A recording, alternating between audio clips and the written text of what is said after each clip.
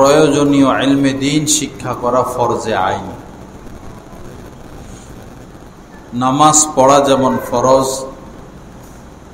রমজান মাসে রোজা রাখা যেমন ফরজ, ধনীদের জন্য হজ যাকাত যেমন ফরজ, সকল মুসলমান নর নারীর উপরে আরেকটা কাজও ফরজ রয়েছে, সেটা হলো ইলমে দ্বীন শিক্ষা করা, প্রয়োজনীয় ইলমে দ্বীন শিক্ষা করা, যেটা না হলে নয়। যেমন শুয়োরের মাংস আমাদের জন্য হারাম, হিংস্র জন্তু জানোয়ারের মাংস আমাদের জন্য ভক্ষণ করা হারাম।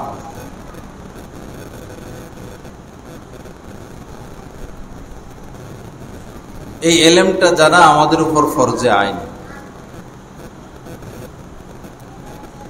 মদ পান করা হারাম, মদের ব্যবসা করা হারাম, জুয়া খেলা হারাম, মিথ্যা বলা হারাম।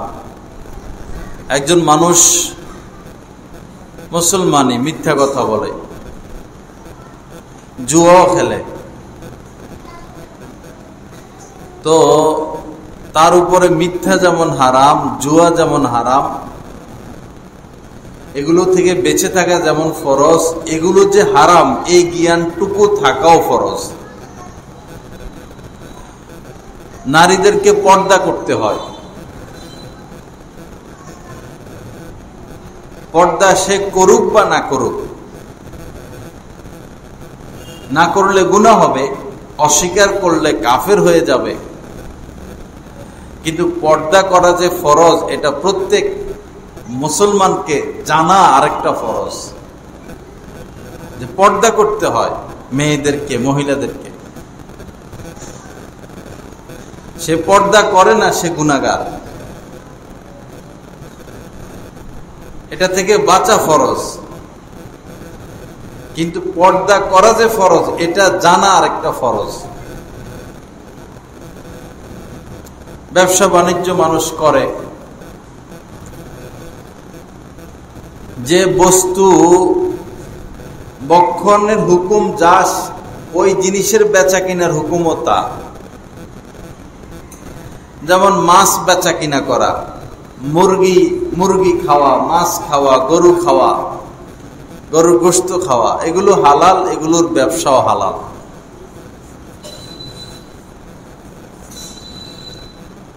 মদ খাওয়া হারাম, তো মদের ব্যবসাও হারাম। ধূমপান করা, বিড়ি, সিগারেট, এগুলো আগের জামানায় ফুকাহা ইকরাম যে ফতুয়া দিয়েছিলেন, ওনারা মাকরু বলেছেন।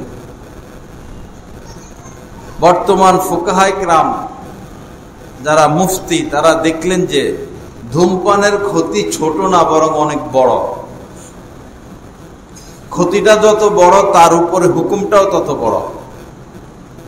মদের দ্বারা মানুষের সব শেষ হয়, মান সম্মান, অর্থ, এমনই ভাবে কিডনি নষ্ট হয়, ফুসফুস নষ্ট হয়। বর্তমান চিকিৎসা বিজ্ঞান আবিষ্কার করলো ধূমপানের দ্বারাও ফুসফুস, শ্বাসনালী, এমনকি ক্যান্সার হয়ে যায়। এজন্য উলামায়ে কেরাম বলেন, বর্তমানে ধূমপান, সিগারেটকে মাকরু বলা ঠিক হবে না। এটা মাকরুয়ে তাহরিমি অথবা হারামের পর্যায়ে। তো যদি মাকরুয়ে তাহরিমি হয়, তাহলে সিগারেট বেচা কিনাও মাকরুয়ে তাহরিমি। যত কিছু হারাম করেছেন আল্লাহ পাক, যত কিছু হারাম করেছেন, এই সব কিছুর বেচা কিনাও হারাম।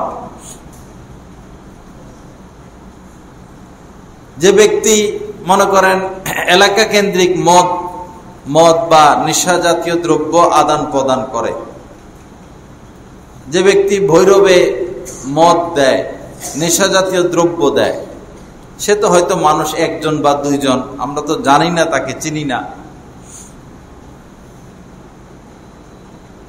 এই শহরে মদ আনার কারণে যত মানুষ মদ পান করে, যে ব্যক্তি মদ বা এ জাতীয় হারাম বস্তু সাপ্লাই করে সে একা সকলের পাপের সমপরিমাণ পাপ পেয়ে যাবে। যার ছত্র ছায়ায় মদ মাদক দ্রব্য আসে সে একা সকলের পাপের সমান পাপ পেয়ে যাবে। আবার পুলিশ প্রশাসন, র্যাব প্রশাসন, সরকার, স্থানীয় কোনো প্রভাবশালী কোনো নেতার ছত্র ছায়ায়, অথবা পুলিশ জানে কিন্তু বাধা দেয় না, সরকার জানে অতটা বাধা দেয় না, তাহলে সরকারও এই পুলিশ এই র্যাব সদস্যরাও সমপরিমাণ পাপ পেয়ে যাবে। অথচ তারা কিন্তু সবাই মদ পান করে না।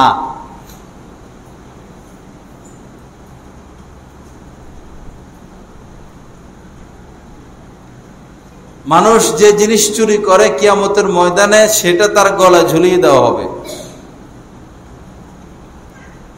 আমি আপনি চিনে যাব যে এই লোক চোর, এই চুরি করেছে।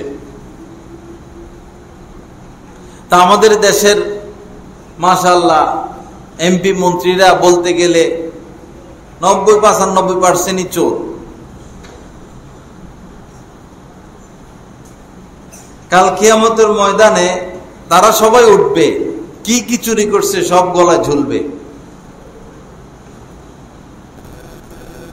এটা বলার উদ্দেশ্য হলো আমরা যারা চোরদেরকে মহব্বত করি, সমর্থন করি, আমরা ওই চোরদের কাতারেই শামিল হব। যে যাকে মহব্বত করে, কেউ নায়ককে মহব্বত করে, সে নায়কের অন্তর্ভুক্ত হবে। কেউ ইহুদিকে মহব্বত করে, খ্রিস্টানকে মহব্বত করে, সে তাদের অন্তর্ভুক্ত হবে। মান তাশাব্বাহা বিকওমিন ফাহুয়া মিনহু। নবীজি বলেছেন যে জাতিকে মহব্বত করে সে তারই অন্তর্ভুক্ত হবে। এক আলেম মানুষ, বুজুর্গ মানুষ, আলেম বুজুর্গ, সে ইসলামের সব মানত, কিন্তু একটা ব্যাপারে সে এশকাল করত। গোসল ফরজ হলে গোসল করা, শীতকালে গোসল ফরজ হইল, গোসল করার ব্যাপারে সে বলতো এই ব্যাপারে খ্রিস্টানদের ধর্ম, ইহুদিদের ধর্ম ভালো, ইসলামে গোসল ফরজ হইলে গোসল করতে হয়। একটা মাসআলার ব্যাপারে সে তার মন্তব্য ছিল জঘন্যতম। মারা যাওয়ার পরে আল্লাহর ইচ্ছা তার লাশটা ওই খ্রিস্টানদের দেশে চলে যায়। আর একটা খ্রিস্টান মেয়ে, সে খ্রিস্টান পরিবারে থেকে গোপনে গোপনে মুসলমান হয়ে গেল, তার লাশ চলে আসছে এই আলেমের কবরে। এই আলেমের লাশ চলে গেছে সেই খ্রিস্টানদের দেশে। আল মারউ মাআ মান আহাব্বা আনতা মাআ মান আহবাবতা।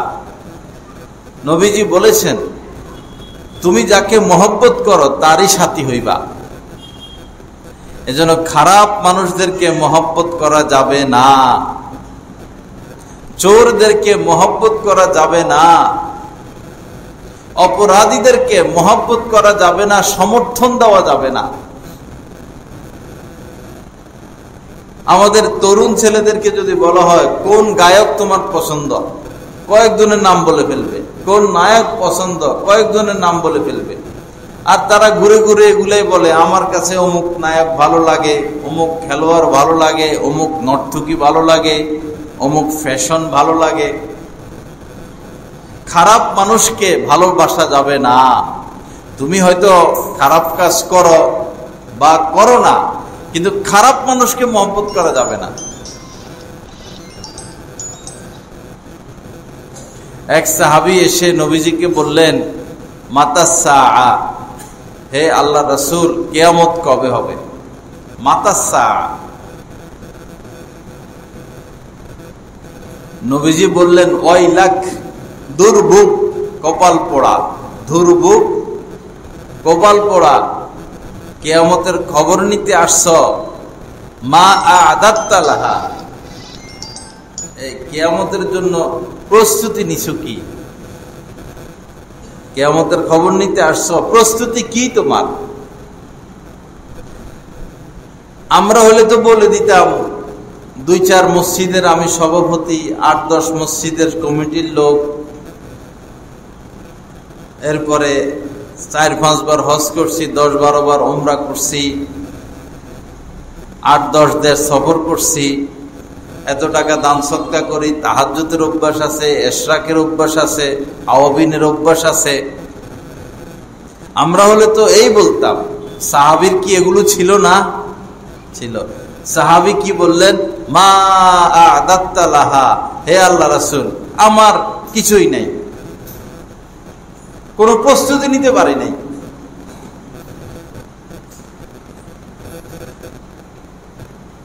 কিন্তু আমি আল্লাহ এবং তার রাসূলকে মহব্বত করি।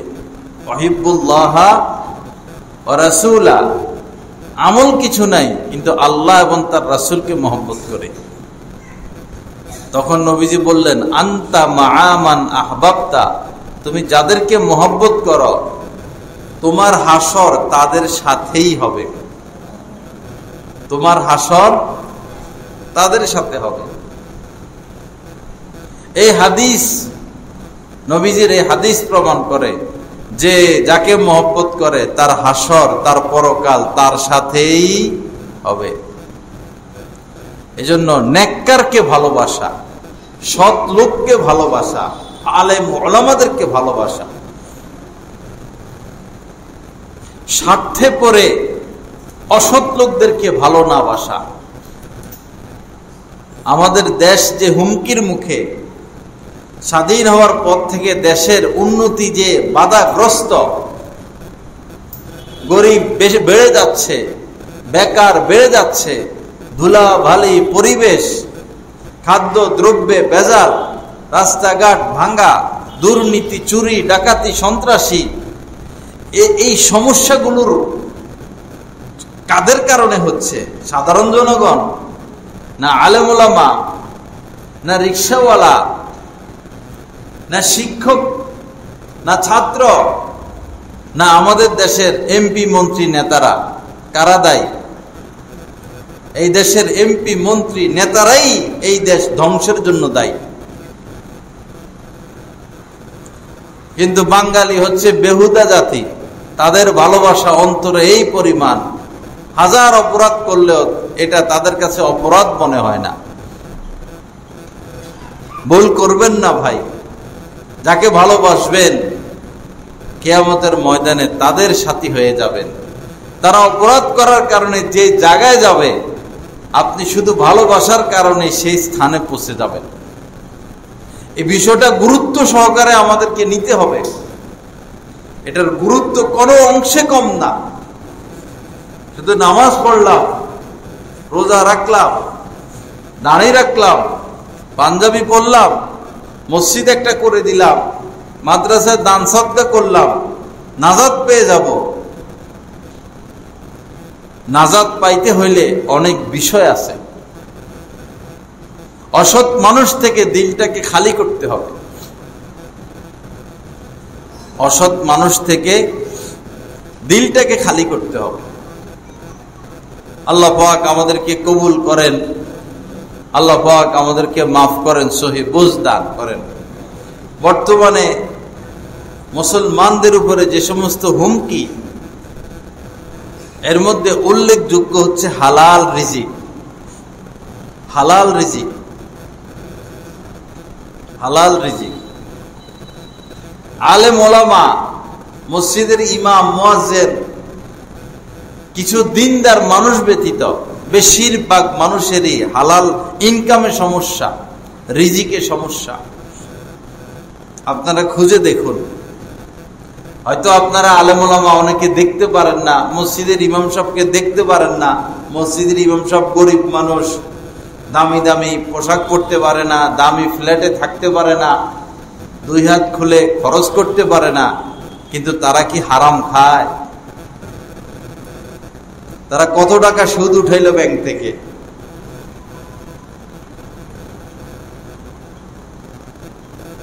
কঠিন হবে হিসাব নিকাশ। যাদের সম্পর্ক সুদের সাথে, লোভ না করি। লোভ বড় ভয়ঙ্কর।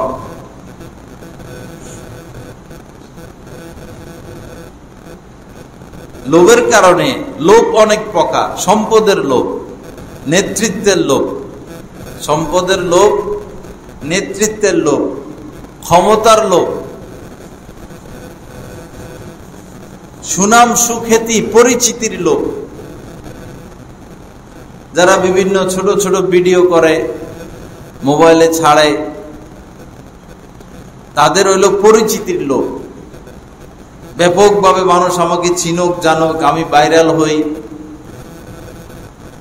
মরে গেলে আপনার ফেসবুকে আপনার যত সদস্য একজনও আইব,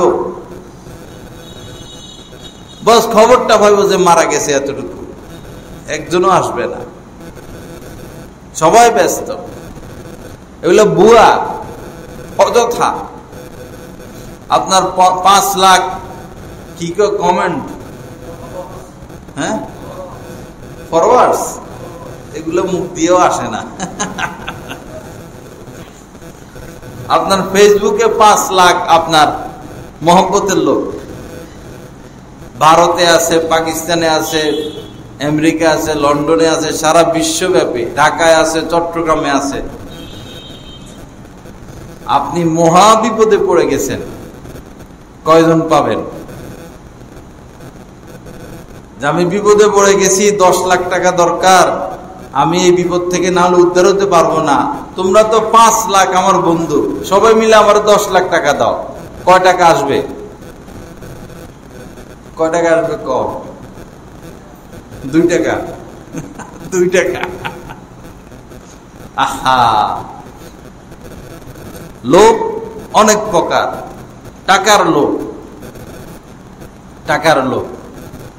কিছু কিছু ধনীদেরকে দেখি, আহা, টাকার কারণে কি যে করে। না একটা ভালো জামা গায়ে দেয়, না ভালো জিনিস খায়, না ভালো পরিবেশে থাকে, না ছেলে মেয়েদের জন্য খরচ করে। টাকা টাকা টাকা টাকা টাকা টাকা টাকা টাকা। এই জমি কিনা ফেলে, এই ফ্ল্যাট কিনা ফেলে, এই বিক্রি করে ফেলে, এই ব্যবসা ধরে, এই ব্যবসা ধরে, এই ব্যবসা ধরে। করতে করতে করতে করতে করতে করতে হঠাৎ করে কি শোনা যায়? Heart attack, brain stroke, life support. 2-4 দিন পরে ইন্না লিল্লাহি ওয়া ইন্না ইলাইহি রাজিউন। কি নিয়ে গেল? কি নিয়ে গেল? কি হিসাব দিবে? কোন পথে আয়, কোন পথে ব্যয়, এই হিসাব দেওয়ার আগে এক কদম সামনে দেওয়ার সুযোগ নাই। আয় ব্যয় আপনার যা মন চায় আয় করলেন, যেভাবে মন চায় আয় করলেন, আবার যেখানে মন চায় ব্যয় করলেন না। আমরা মুসলিম, আত্মসমর্পণকারী। আমরা যা ইচ্ছা তা করতে পারবো না। আমরা অধীন আল্লাহ আল্লাহ রাসূলের হুকুমের সামনে। পড়ালেখা করবে, ভালো করে করবে। চাকরি নেওয়ার ক্ষেত্রে ব্যাংকে চাকরি নেওয়া যাবে না, কোন এনজিও, বিমা চাকরি নেওয়া যাবে না। যেখানে চাকরি করলে বেতন হারাম, সেই চাকরি নেওয়া যাবে না।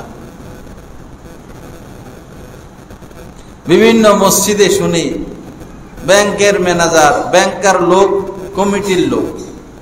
আস্তাগফিরুল্লাহ। যার আগাগোড়াই যার ইনকামের সমস্যা, সে মসজিদ কমিটির সদস্য কিভাবে হয়?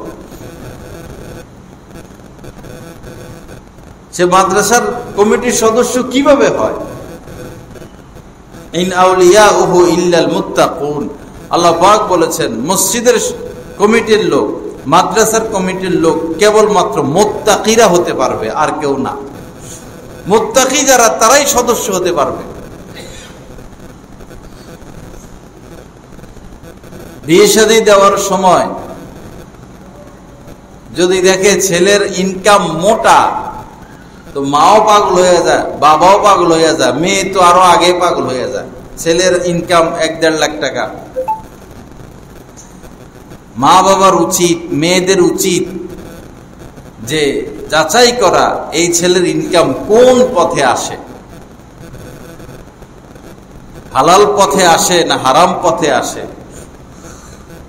সে কি ধূমপান করে কিনা, সে কি কোনো নেশা করে কিনা, তার জুয়ার সাথে সম্পর্ক আছে কিনা, অথবা অদূর ভবিষ্যতে সে নেশায় জড়িত হয়ে যাবে কিনা, এটা বুঝবেন কিভাবে? যদি দেখেন এই ছেলে এমন লোকদের সাথে ঘুরে যারা নেশা করে, এই ছেলের বন্ধু বান্ধবদের মধ্যে যদি কোনো নেশাখোর থাকে, আজ নয় কাল এই ছেলেও নেশাখোর হয়ে যাবে। এই ছেলের বন্ধু বান্ধব যদি নামাজি হয়, আজ নয় কাল এই ছেলেও নামাজি হয়ে যাবে।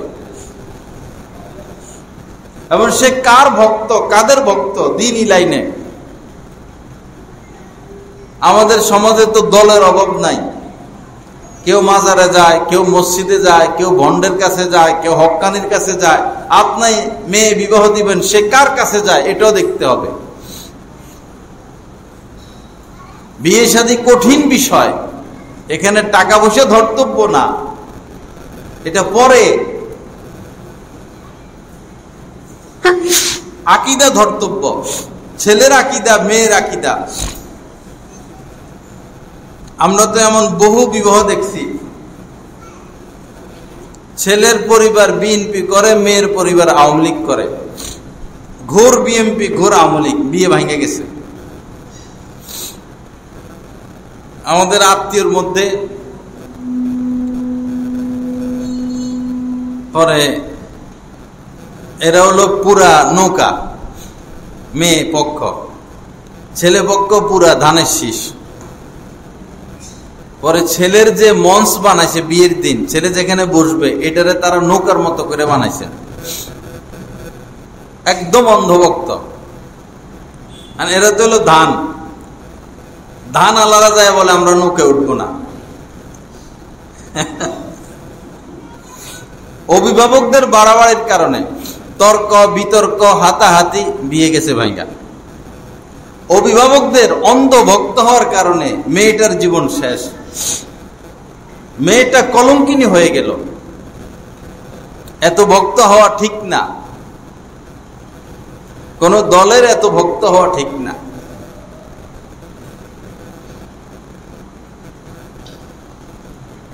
তো বিয়ের আগে আকীদা দেখা, আকীদা ঠিক কিনা, এটা আসল। ছেলে বিয়ে করবে, মেয়ের বাপের আকীদা কি, বিশ্বাস কি, রাসূল সম্পর্কে আকীদা কি, কোরআন হাদিস ফেরেশতা দ্বীন সম্পর্কে আকীদা কি, কোন লাইনের, এগুলো দেখা। আবার কোন এক দলের বেশি ভক্ত, এটা সমস্যা। কেউ যদি কোন দলের বেশি ভক্ত হয়ে যায়, তাহলে সে হকের উপর থাকতে পারে না, কারণ দলের লোকেরা আকাম কুকাম করে, সে ওই আকাম কুকামের সমর্থক। রাজনৈতিক দলগুলো যেগুলো গণতান্ত্রিক, তারা তো হকের উপরে একবারে কোরআন সুন্নাহ মোতাবেক চলতে পারে না। এই মন্ত্রী চুরি করে, হে মন্ত্রী চুরি করে, এই এমপি দুর্নীতি করে, দল করলে তো আপনি তাদেরকে সমর্থন করে যেতে হবে। যেমন এক দলীয় লোক বিদেশ থেকে বক্তব্য দেয়, বলতেছে সকল ধর্ম সমান। নাউজুবিল্লাহ। আপনাদেরই এক প্রিয় মানুষ বিদেশ থেকে বক্তব্য পাঠায়, বলে সকল ধর্মের মান সমান। এটা বিশ্বাস করলে কাফের হয়ে যাবে। সকল ধর্ম সমান না, সকল ধর্মের লোকের অধিকার সমান। এই দেশে যত ধর্মের লোক আছে, খ্রিস্টান, বৌদ্ধ, হিন্দু, নাগরিক হিসাবে সকল ধর্মের লোকের অধিকার সমান, সমান অধিকার পাবে আমাদের এই দেশে। কিন্তু সকল ধর্ম সমান নয়, ওগুলো তো ভুয়া ভুয়া ধর্ম। ধর্ম তো একটা সঠিক। সামান্য প্যাচের কারণে আপনি ঈমানহার হয়ে যাবেন। এখন আপনি যদি তার ভক্ত হন, তো তার কথা তো আপনি সমর্থন করবেন। ধর্ম যার যার, উৎসব সবার। আপনি যদি তার দলের লোক হন, তো এই কথাকে তো আপনি সমর্থন করবেন।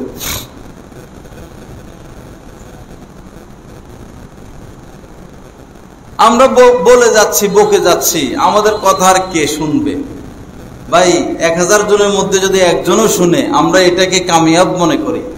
সে তো নাজাত পাইল, আমার উসিলায় একজন তো অন্তত নাজাত পাইল।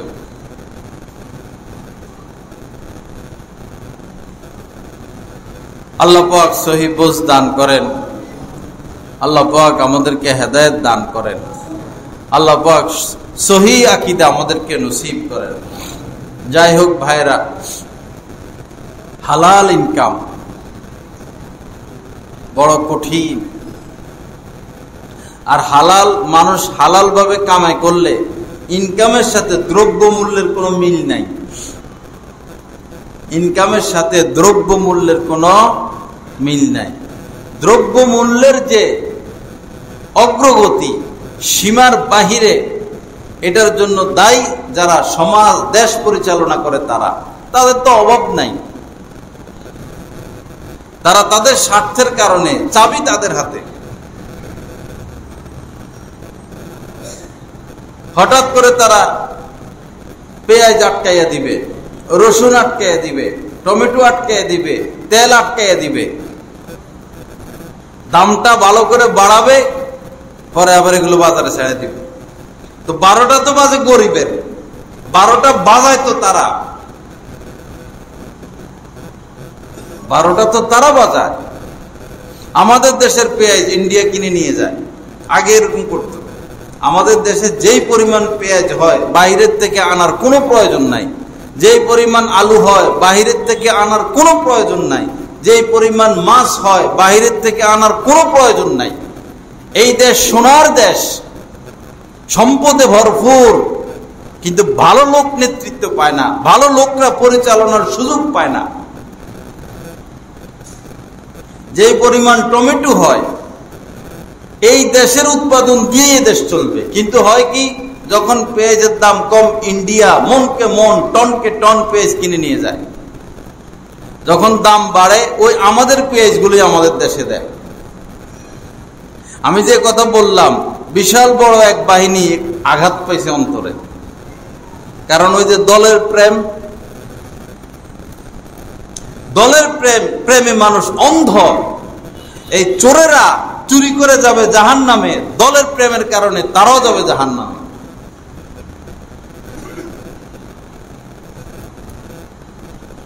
আল্লাহ পাক আমাদেরকে সহি বুঝ দান করেন, আল্লাহকে ভালোবাসার তৌফিক দান করেন, রাসূলকে ভালোবাসার তৌফিক দান করেন, আলেম উলামাদেরকে ভালোবাসার তৌফিক দান করেন। বাবা, অন্তরকে ফ্রেশ করা, দুধের মতো সাদা, স্বচ্ছ, ফুলের মতো ঘ্রাণ। কিয়ামতের ময়দানে স্বচ্ছ অন্তরটাই কাজে লাগবে। আমল আমরা যা করি এগুলো তো করি আর কি, আল্লাহ দয়া না করলে কিছুই কবুল হবে না। ইয়াউমা লা ইয়ানফাউ মালুন ওয়ালা বানুন ইল্লা মান আতাল্লাহা বিকলবিন সালিম। আল্লাহ পাক বলেছেন, কিয়ামতের ময়দানে মাল কাজে আসবে না, সন্তান সন্ততি কাজে আসবে না, কেবলমাত্র পরিচ্ছন্ন অন্তর ব্যতীত। কলবে সালিম, পরিচ্ছন্ন অন্তর। এই অন্তর দিয়ে আপনি কাদেরকে ভালোবাসতেন, কাদেরকে সমর্থন করতেন, আপনার অন্তরে কাদের প্রতি প্রেম? ভালো লোক, সৎ লোক, না অসৎ লোক, না চোর, গুন্ডা, ডাকাত, লুটপাটকারী? কাদেরকে আপনি ভালোবাসেন? যে প্রকৃত অর্থে দেশকে ভালোবাসে সে লুটপাটকারীকে ভালোবাসতে পারে না। যে দেশকে ভালোবাসে, দেশের মানুষকে ভালোবাসে, দেশের জমিনকে ভালোবাসে, সে কখনো দুর্নীতিবাজ, চোরদেরকে ভালোবাসতে পারে না। আল্লাহ হেফাজত করেন। আল্লাহ পাক ভালো মানুষকে ভালোবাসার তৌফিক দান করেন। এই হাদিসটা মুখস্থ করে রাখবেন, আল মারউ মাআ মান আহাব্বা। আমাদের মুক্তবর বাচ্চারা হাদিস এটা পারে। অথবা আনতা মাআ মান আহবাবতা, তুমি যাকে মহব্বত করো তার সাথেই তোমার হাসর। আনতা মাআ মান আহবাবতা, তুমি যাকে ভালোবাসো তার সাথে তোমার হাসর। এই সমাজের ছেলে মেয়ের চরিত্র ধ্বংসের, খারাপ জিনা, ব্যভিচার, প্রেম, ভালোবাসা, আকাম কুকাম সবকিছুর ওস্তাদ হচ্ছে নায়ক নায়িকা। তারা শিখায় কেমনে খুন করতে হবে, কেমনে চুরি করতে হবে, কেমনে ডাকাতি করতে হবে, কেমনে অসৎ কাজ করতে হবে, কেমনে পাপ কাজ করতে হবে। যত পাপাচার, যত অপরাধ, এটার বিদ্যালয় হচ্ছে সিনেমা, টেলিভিশন, নায়ক নায়িকা। আর আমাদের যুবক ছেলেরা কি সুন্দরে অমুক নায়ক আমার প্রিয়, অমুক নায়িকা আমার প্রিয়। এদের মতো চরিত্রহীনা সমাজে কে আছে? যারা দেহ ব্যবসা নিয়ে, রূপের ব্যবসা যারা করে, অসৎ কাজী যাদের সকাল সন্ধ্যার প্ল্যান প্রোগ্রাম যাদের, অসৎ কাজী, টাকাই যাদের জীবনের উদ্দেশ্য, চরিত্র বলতে যাদের বিন্দু মাত্র নাই, তারা কিভাবে প্রিয় মানুষ হয়?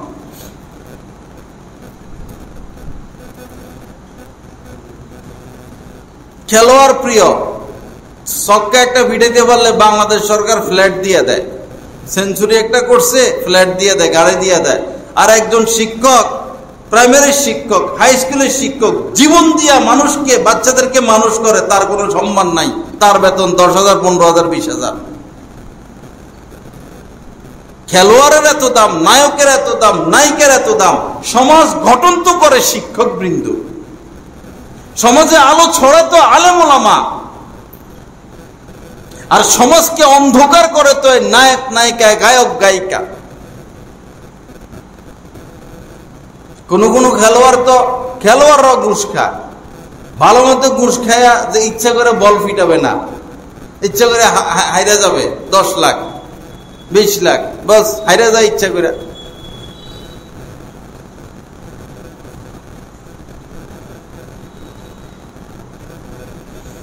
আল্লাহ পাক আমাদেরকে মাফ করেন, ভালো মানুষকে মহব্বত করার তৌফিক দান করেন।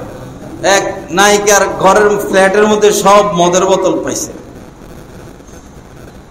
আসে মন্ত্রীরা আসে, এমপিরা আসে, সচিবরা আসে, কোটিপতির পোলারা আসে। হঠাৎ করে সন্দেহ হয়েছে, পুলিশ এসে সব মদের বোতল পাইছে। আর মন্ত্রী তো তারা বাঁচাইতে হবে। মন্ত্রী বলে মদের তো খালি বোতল পাইছে, ভরা বোতল তো হয়নি। মন্ত্রী বাঁচাইতেছে তারে। অসৎ লোকদের বিচার নাই, অসৎ লোকদের বিচার নাই। আর যে এটা বলবে না, নিয়ে পিটাও, গরম পানি ঢালো মাথা। ভালো কথা বলবে কেন? আসো আমাদের সাথে, নাচানাচি করো, খারাপ কাম করো, তুমিও চুরি করো, তুমিও ডাকাতি করো।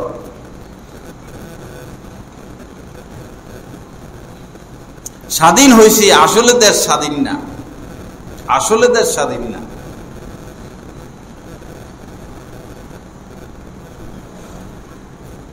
লা ইলাহা ইল্লাল্লাহ। আল্লাহ পাক আমাদের সবাইকে মাফ করেন, সহি বুঝ দান করেন, দিন মোতাবেক চলার তৌফিক দান করেন। যাই হোক, বহু কথা বললাম। আখের বাবা, মরতে হবে। ফাইনাল কথা হলো মরতে হবে। এখন তো আরো এক জানাজার মধ্যে আমি উপস্থিত ছিলাম। বেটা বুড়া মানুষ আইসা, উনি আমাদের দলের সক্রিয় সদস্য ছিলেন, উনি এই দায়িত্ব পালন করেছিলেন। তো মানুষ জানে না দল এটা কি আর দলের লোকেরা কেমন। বেড়ার মান সম্মান তো নষ্ট করে দিল দলের পরিচয় দিয়া। মরা লাশ নিয়েও রাজনীতি করে মানুষ। মারা গেছে, এখন বলবেন যে সে ভালো লোক ছিল, তার কিছু ভালো কথা বলবেন, সেটা বলবেন। এখন এসে দলের পরিচয় দেন কেন? আরেক জানাজায় ছিলাম গোসামারা, আসরে পরে জানাজা, আমি নামাজ পড়াইতে গেছি। এই যে নেতাদের বক্তব্য শুরু, সভাপতি, সেক্রেটারি, মেয়র, চেয়ারম্যান, এই সেই বক্তব্য বক্তব্য বক্তব্য বক্তব্য বক্তব্য।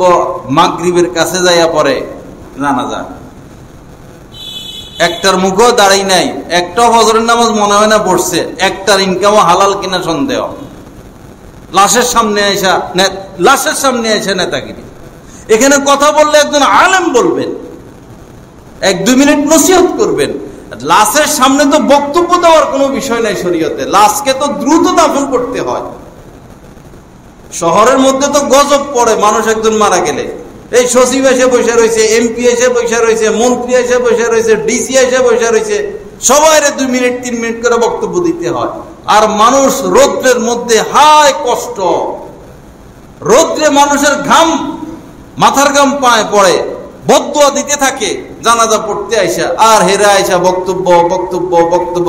কোথায় পাইছেন আপনারা এই সমস্ত বক্তব্য? লাশের সামনে কথা বললে লাশের ছেলে 1 মিনিট কথা বলবে, আধা মিনিট কথা বলবে, আমার আব্বাকে মাফ করে দেন, পাওনা দানা থাকলে আমার সাথে যোগাযোগ করবেন, শেষ কথা, জানাজা হয়ে যাবে। জানাজারে কেন এত বিলম্ব করা হয়? সর্ব জায়গায় নেতারা সমস্যা, সর্ব জায়গায় এরা সমস্যা। এরা চাইলে একদিনে ভৈরব মাদক মুক্ত সম্ভব, সন্ত্রাস মুক্ত সম্ভব, দুর্নীতি মুক্ত সম্ভব। পুলিশ এবং নেতারা যদি সিদ্ধান্ত নেয় যে ভৈরবে কোনো মাদক ঢুকবে না, 24 ঘন্টা সম্ভব। ভৈরবে কোনো সন্ত্রাসী চলবে না, 24 ঘন্টায় সম্ভব। ভৈরবে কোনো ডাকাতি চলবে না, 24 ঘন্টার মধ্যে সম্ভব। কোনো হাইজাকার চলবে না, 24 ঘন্টার মধ্যে সম্ভব। কোনো অপরাধ চলবে না, 24 ঘন্টার মধ্যে সম্ভব। কথা সত্য না মিথ্যা? তো অপরাধটা লাগায় রাখছে কারা? আলেম ওলামা। কিন্তু আপনারা তো হেদের প্রেমে পাগল, আপনারা তো তাদের প্রেমে পড়ে গেছেন।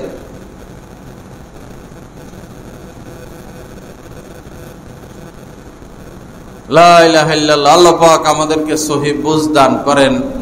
আল্লাহ পাক কোরআন সুন্নাহ মোতাবেক চলার তৌফিক দান করেন। আলেম ওলামাদেরকে মুহাব্বত করবেন, আলেম ওলামাদের সোহবতে আসা যাওয়া করবেন। আলেম ওলামাদের সোহবত সঙ্গ ব্যতীত এই জামানায় হকের উপর টিকা সম্ভব না। আপনার যুবক ছেলে যে কোনো মুহূর্তে সে খারাপ কাজের সাথে জড়িয়ে যেতে পারে। রাস্তা কি?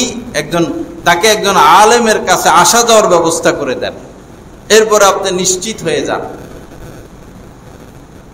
এই জামানায় গুনাহ মুক্ত থাকতে হলে, মাদক মুক্ত থাকতে হলে, অপরাধ মুক্ত থাকতে হলে একমাত্র রাস্তা হক্কানি আলেম ওলামার সোহবত, আর কোনো বিকল্প রাস্তা নাই। যাদের সন্তান আছে তারা তাদের সন্তানকে কোনো আল্লাহওয়ালার সোহবতে পাঠান, আপনার সন্তানটা গুনাহমুক্ত থাকবে। আপনি নিজেও যান, আপনিও গুনাহমুক্ত থাকবেন। না হলে রাস্তা নাই। মোবাইল টিপি করে দিন শিখা যাবে না। কন্টাকি মোল্লা আর গলাবাজ, এদের বয়ান শুনে কোনো লাভ নাই, ফায়দা নেই। এরা বড় দুনিয়াদার। আসছে 1 ঘন্টা বয়ান করবে, 1 লাখ টাকা নিয়ে যাবে। তো সেই তো বড় দুনিয়াদার, তার থেকে কিসের বয়ান শুনবেন আপনি? এরা তো জুতা দিয়ে পিটানো দরকার। এরকম কন্টাকি মোল্লাদেরকে দাওয়াত দিয়ে জুতার মালা পরাইয়া ফিরাই দেওয়া উচিত। তার থেকে কিসের দিন শিখবেন আপনি? সে তো বড় দুনিয়াদার। 60 মিনিট কথা কয়ে সে 1 লাখ টাকা নিয়ে, মিনিটে 1,00,000 টাকার উপরে বিল উঠে। তার বিল উঠে মিনিটে 1,000 টাকার উপরে।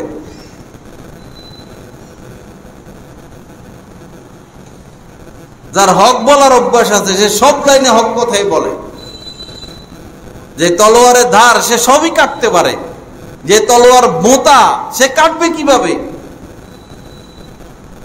যাকে আল্লাহ সাহস দেন, তৌফিক দেন, ইমানি শক্তি দেন, সে সব লাইনে হক কথা বলবে। কার গায়ে লাগে, কে পক্ষে আসে, কে বিপক্ষে যায়, আল্লাহর ভয় যাদের আছে তারা সেগুলো দেখবে না। ওয়ালা ইয়াখাফু লাউমাতা লাইম, কোন নিন্দুকের নিন্দাকে তারা পরোয়া করবে না।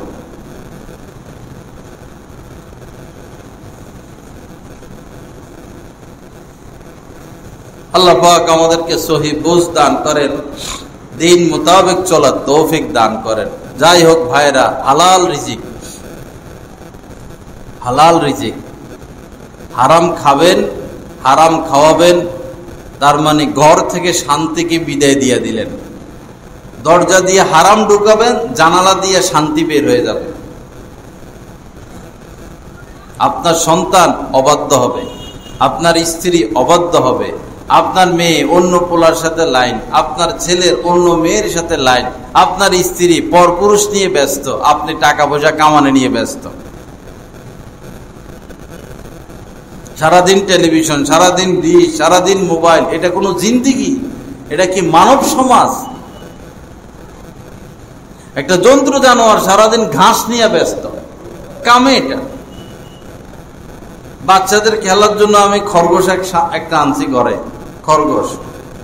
সারাদিন শুধু খানা নিয়ে ব্যস্ত, শুধু খানা টোকায়, খানা খোঁজে দিনেও রাত্রেও। এখানে মুখ দেয়, সেখানে মুখ দেয়, ওখানে মুখ দেয়, 24 ঘন্টা শুধু খানায়। এটা তো জন্তুর স্বভাব, সে সারাদিন পেটের ধান্দা করবে। এটা মানবের সমাজ না, মানবের স্বভাব না। মানব তো আল্লাহকে খুঁজবে, আল্লাহর মহব্বত খুঁজবে, আল্লাহর সান্নিধ্য খুঁজবে। আল্লাহর জন্য সে বেকারার থাকবে, বেচাইন থাকবে। আল্লাযীনা আমানু আশাদ্দু হুব্বান লিল্লাহ, আল্লাহর মহব্বতে সে মাতোয়ারা থাকবে। আল্লাহর হুকুম, আল্লাহর রাসূলের হুকুম বাস্তবায়ন নিয়ে সে ব্যস্ত থাকবে। মানব যদি সারাদিন টাকা নিয়ে ব্যস্ত হয় তো সে জন্তু জানোয়ার হয়ে গেল। গরু সারাদিন খায়, তার আর কোনো কাম নাই। একটা মুরগির পেট কতটুকু, কিন্তু সারাদিনই সে খায়। একটা পাখির পেট কতটুকু, সারাদিনই সে খায়। মানব তো সারাদিন খানার ধান্দা করতে পারে না।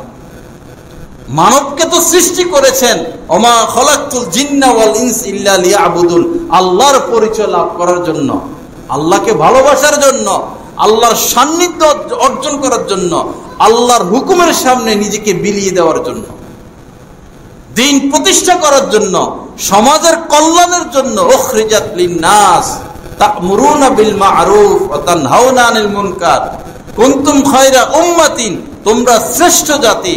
উখরিজাত লিন-নাস, মানুষের কল্যাণার্থে তোমাদেরকে সৃষ্টি করা হলো।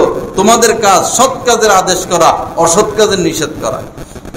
পুরা সমাজে অসৎ কাজ, কে বাধা দিচ্ছে? আল্লাহ আমাদেরকে মাফ করে দেন, সহি বুঝ দান করেন। যাই হোক ভাইয়েরা, সমাধান হলো আলেমদের সোহবত। আপনি পরীক্ষামূলক ভাবে হলেও একটু আলেমদের সোহবতে আসা যাওয়া করেন, সময় দেন। বিকেলে চায়ের দোকানে না বসে আলেমদের সাথে বসেন। মাগরিবের পরে রাস্তা রাস্তা না ঘুরে একজন আলেমের সাথে ঘুরেন, একজন আল্লাহওয়ালার সাথে উঠা বসা করেন। দেখেন কিভাবে আপনার মধ্যে পরিবর্তন আসে। একটা জামা বাঁকা বোকা যখন ইস্ত্রি দিয়ে চাপ দেয়, আয়রন করে, জামাটা সোজা হয়ে যায়, জামাটা সোজা হয়ে যায়। জামা নিজেকে আয়রনের সামনে, ইস্ত্রির সামনে নিজেকে পেশ করলো, জামা এখন সোজা হয়ে গেল। আপনি নিজেকে কোনো আল্লাহওয়ালার সামনে পেশ করুন, আপনার জীবনটাও এরকম সোজা হয়ে যাবে, ইস্ত্রি হয়ে যাবে, আয়রন ওয়ালা জামা হয়ে যাবে।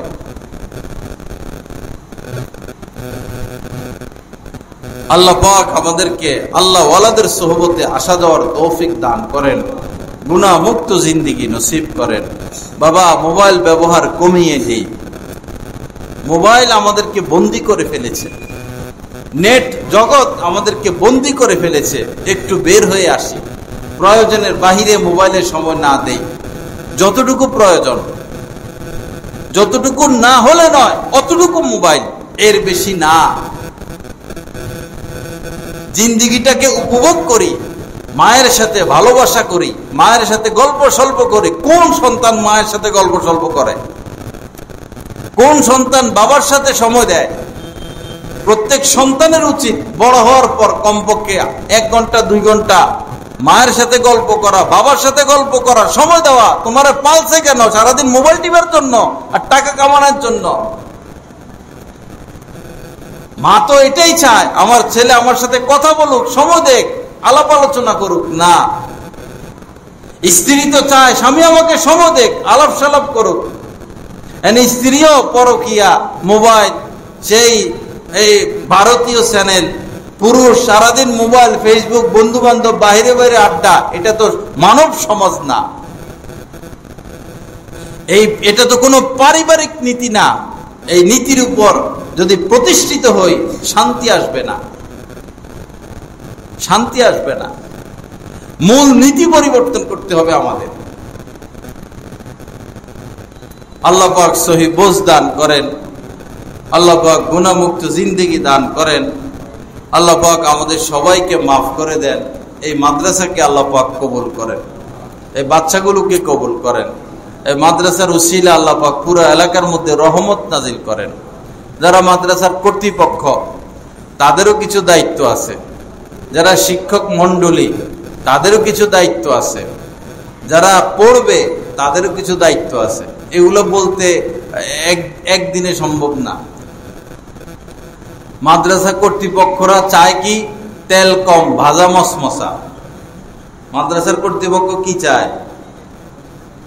তেল কম, ভাজা মশমশা।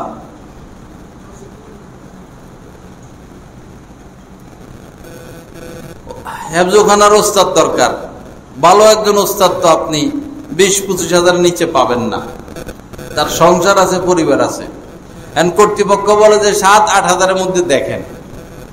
7-8 হাজার কি 5 হাজারের মধ্যে পাইবেন, কিন্তু ছাত্রদের হক আদায় হবে না।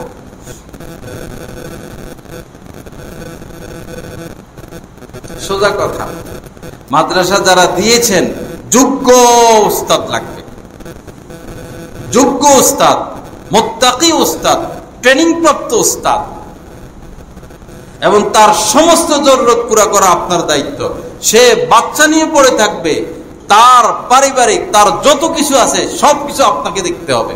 তার বাসা ভাড়া, তার স্ত্রীর বিষয়, তার সন্তানের বিষয়, তার সব আপনি দেখবেন। সে বাচ্চাদের পিছনে লেগে থাকবে। এখন বেতন দিবেন 6,000 টাকা, 5,000 টাকা, এটা তো মোবাইল বিলও না। এটা তো মোবাইল বিলও না। তো সারাদিন তার অভাব অনটন, ঘরে আজকে এর অসুখ, কালকের এই সমস্যা, বাজার নাই, মাছ নাই, কারেন্ট বিল দিতে পারে না। তো সে তো বসে বসে এই চিন্তাই করবে সে বাচ্চা পড়াবে কখন।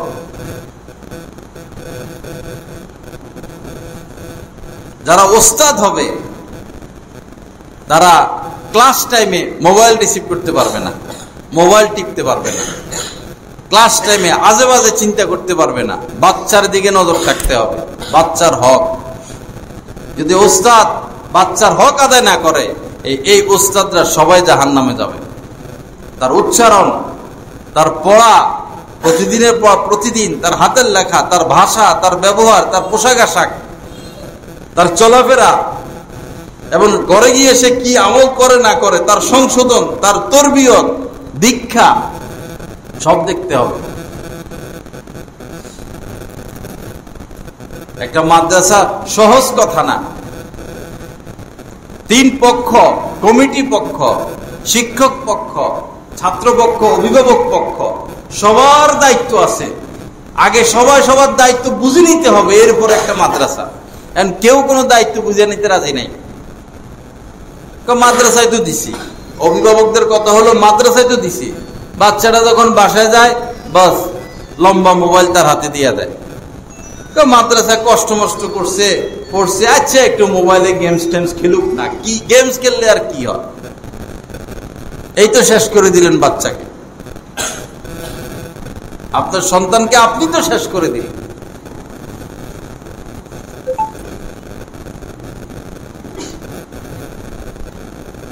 আগে যে বিশ্বের সেরা ধনী ছিল, কি নাম না, ইলন মাস্কের আগে একজন, পরে আর স্ত্রীকে ছাড়া দিয়া আরেকটা বিয়ে করছে যে বিল গেটস। বেটা বিশ্ব সেরা ধনী, তার বাচ্চাদেরকে টাচ মোবাইল ব্যবহার করতে দেয় নাই সে। খ্রিস্টান ধর্মের লোক, বিশ্বের সেরা ধনী, সন্তানদেরকে টাচ মোবাইল দেয় না। বাচ্চা নষ্ট হয়ে যাবে।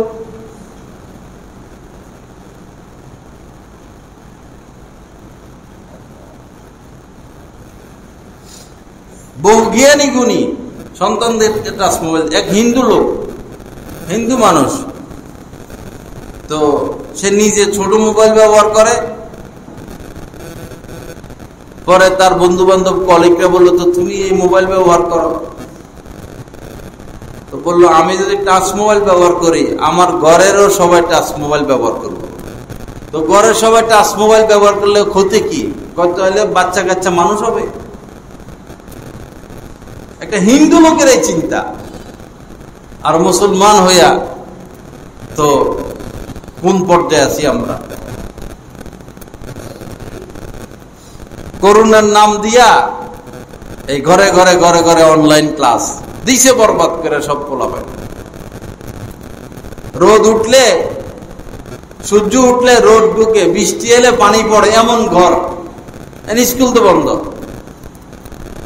ক্লাস হবে অনলাইনে। দাও 5, 6, 7 বছরের বাচ্চাদেরকে অনলাইনে বসাই দাও, তো অনলাইনে তো বসছে, তো হঠাৎ হঠাৎ যে ল্যাংটা নারী আসে অনলাইনে, হেটাও তো শিখলো, এটাও শিখলো, হেটাও শিখলো।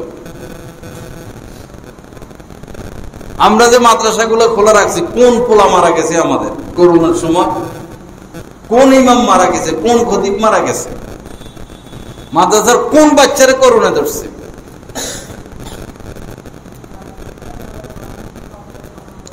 এক এক সময় এক এক সিদ্ধান্ত আসবে, আপনারা দেখবেন আলেম ওলামা কি বলে। মানুষ তো দলের ভক্ত, তো অন্ধ, দলীয় গোড়া থেকে যেটা বলছে ইমান গেলে যাক, আল্লাহ কোরআন অস্বীকার করতে হলে অস্বীকার, দলের লোকের কথা আগে, দল আগে, ধর্ম পরে। বাঙালির স্বভাব হলো দল আগে, ধর্ম পরে। বহু ইমামকে লাঞ্ছনা বেইজ্জতি করে বাইর করছে এলাকার মানুষ।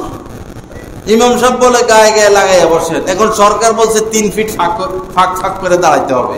ইমাম সাহেব এটা বলছে কেন? দেন ইমাম সাহেবকে বিদায় দেন। দলের বিরুদ্ধে কথা বললো কেন ইমাম? অথচ রিক্সা করে আইছে একসাথে বসা, হুন্ডার মধ্যে উঠছে 3 জন, বাইতুল মুকাররমে 3 ফিট ফাঁক এক একজন, বাইতুল মুকাররমে চতুর্পাশে যে ঠেলা ঠেলি, আইসে বাসে বৈশা, আইসে অটোতে বৈশা, মসজিদে আইসা 3 ফিট ফাঁক। কেন? দলের গোড়ার থেকে হুকুম আইছে। আগে দলের পরে ধর্ম।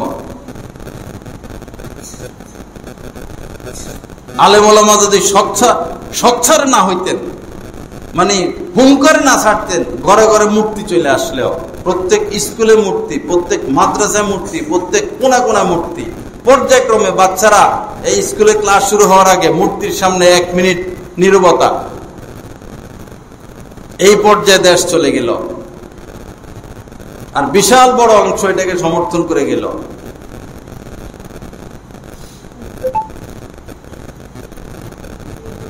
মানাতেই পারিনি আমরা মুসল্লিদেরকে যে এটা ভাস্কর্য মূর্তি, এক মূর্তি ভাস্কর্য মূর্তি এক কথা মানাইতে পারি না, কয়টা ভাস্কর্য।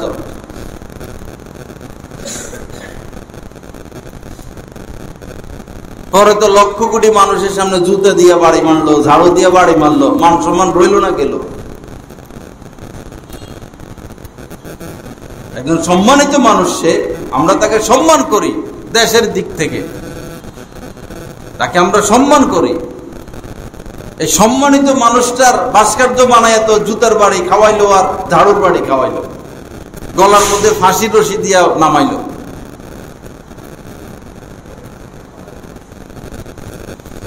লা ইলাহা ইল্লাল্লাহ। আল্লাহ পাক আমাদেরকে মাফ করে দেন, আল্লাহ পাক আমাদেরকে ইসলাম নসিব করেন, গুনাহ থেকে বাঁচার তৌফিক দান করেন। যাই হোক ভাইরা, আলেম ওলামাদের সাথে মিলে থাকবো। আলেম ওলামারা যেই দিকে পথ দেখায় সেদিকে চলবো, হালাল রিজিক খাবো, স্ত্রীকে পর্দায় রাখবো, মেয়েদেরকে পর্দায় রাখবো, গুনাহমুক্ত থাকার চেষ্টা করব। গজব আসলে আর উপায় থাকবে না, গজব আসলে আর উপায় থাকবে না। গজব আসার আগে ভালো হয়ে যায়। কত কান্নাকাটি করে এখন রোহিঙ্গারা, কাশ্মীরবাসী, গাজাবাসী। বিপদ আসে পাপের কারণে। এই দেশে আমরা বহুত শান্তিতে আছি, বহুত ভালো আছি। অচিরেই গাজার থেকে আরো খারাপ পরিস্থিতি হয়ে যাবে যদি আপনারা সুদ না ছাড়েন, যদি আপনাদের মেয়েদেরকে কন্ট্রোল না করেন। এই পর্দাহীনতা এবং সুদ ঘুষের ছড়াছড়ির কারণে এই দেশ গাজার চেয়ে আরো মারাত্মক পরিণতি হবে। গুনাহ থেকে বেঁচে থাকি। ওই সময় হাজার কান্নাকাটি করবেন, কাজ হবে না। আমরাও শেষ হব, আপনারাও শেষ হবেন। বিভিন্ন ব্যক্তিকে স্বপ্নের মাধ্যমে নবীজি সতর্ক করতেছেন যে বাংলাদেশিদেরকে সতর্ক করতে থাকো, বাংলাদেশের উপর বড় বিপদ আসতেছে। আল্লাহ পাক আমাদেরকে মাফ করে দেন, গুনাহ মুক্ত স্বচ্ছ জিন্দেগি নসিব করেন। ওয়া আখিরু দাওয়ানা আলহামদুলিল্লাহি রাব্বিল আলামিন ওয়া সাল্লাল্লাহু আলা নবিয়্যিল কারীম।